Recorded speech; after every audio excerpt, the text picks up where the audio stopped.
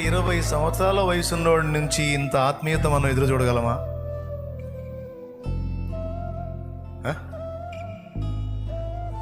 20 ఏళ్ల వయసున్నోడి దగ్గర నుంచి ఇంత ఆత్మీయత, ఇంత సమర్పణ. యేసయ్య రావా కొనిపోవ నన్ను ఇలలో నీవే నాకు.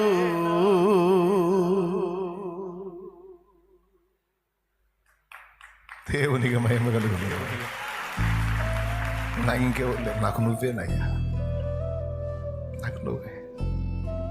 20 సంవత్సరాలు